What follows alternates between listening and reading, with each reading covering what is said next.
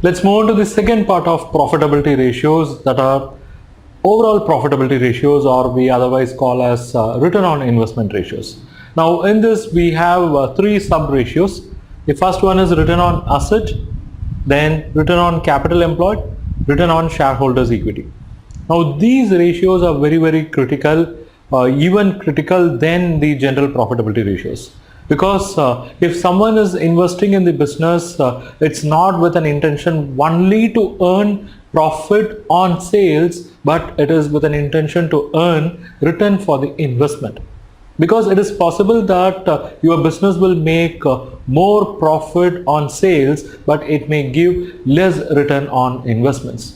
So the ultimate focus should be to improve the return on investments, and accordingly the profit on sales should work. So whether the profit on sales is lesser or greater is not an issue, but whether the return on investment is matching the expectation of the investors is an issue. Okay, so that's what we are going to understand from these three set of ratios. The first one is return on asset. Let's focus on that.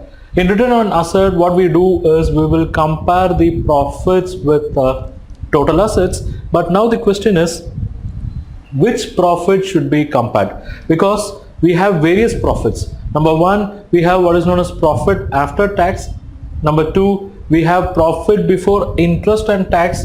And number three, something little unique, that is profit after tax plus interest adjusted for tax benefit. Actually, the return on investment can be calculated using all the three profits. Okay, so it depends upon the context, it depends upon the expectation of the reader of the ratio, that which profit he should use. It can be profit after tax, or it can be profit before interest and tax, or it can be this one. Now, profit after tax will be taken as a base only when the return is calculated from shareholders' point of view. Profit before interest and tax will be taken when the return is looked at from the overall investors' point of view, that is both shareholders and lenders, because lenders will be expecting interest, so we are taking profit before interest. And if you want to calculate exactly what is the return after adjusting for tax benefits and all from the lender's point of view as well, then third method is used, where interest is not simply added back, it is added back after adjusting for its tax benefit. Okay, so let's look at the formula. In the first case, what we'll do, we'll take the profits after tax that will be divided by total assets. But first of all, what is total asset? We'll take current asset, we'll add non-current asset, but what we have to ensure is we are excluding the fictitious assets. So three different types of profits are available, but total assets is basically current assets plus non-current assets, and we have to exclude fictitious assets. Now here some numbers we have. Let's see. Sales 100 less operating expenses or 50. Then we have profit before interest, because this operating expense does not include interest, so it is 100 minus 50, 50 less interest. Let's say interest is 10, so profit before taxes is 40. Let's say tax is 30%, so 40 into 30% we have 12.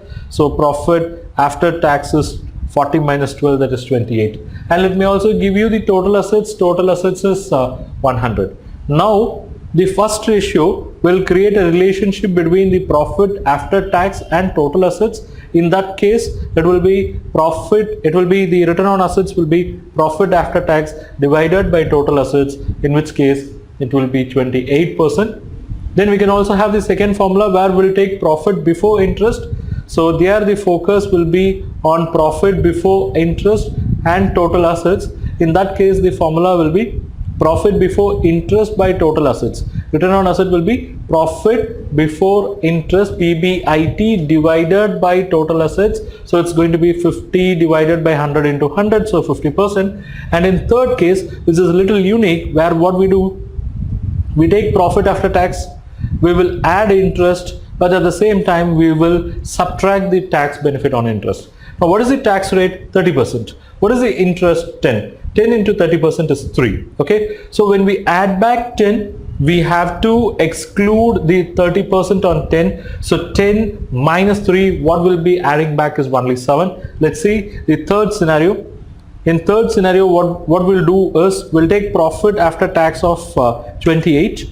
We'll be adding back interest of 10, and the tax rate is 30%. So 30% into 10, so it's 3, that is subtracted. So what we are having as profit is only 35. Now this profit of 35 will be compared with total assets, and this is nothing but the profit after tax but before interest. So 35 on 100, 35 on 100, the calculation leads to 35%. Okay, so this is the first case where we had 3 different types of profit and we have done with that. Then okay, there's a summary where we are capturing all the return on asset percentages. Next, we'll move on to the second set of ratio, that is return on capital employed. The first one is return on asset, where the focus is on comparing the profits with assets, where we have taken the current assets, then non-current assets, we have excluded fictitious asset. Here in return on capital employed, what is going to happen is we are going to compare the operating profit with capital employed. In return on assets, we didn't have that clarity as to which profit should be taken, whereas in return on capital employed, we have a clarity that operating profit should be compared with capital employed. So we need a clarity on what is operating profit. Okay, so operating profit is nothing but profit before interest and taxes, which are adjusted for non-operating items. So it's very clear, operating profit is nothing but profit before interest and taxes, which are adjusted for non-operating items. And what is capital employed? Capital employed is nothing but total funds that are employed in the business, but at the same time we have to deduct fictitious assets, and that's why I told you that it is something related to return on assets. In return on assets, the focus is on total assets. Here the focus is on total liability, which is of course equal to total assets. So in total assets, we have excluded fictitious asset. So in total liability also, we should exclude fictitious assets. So let's have a look at this.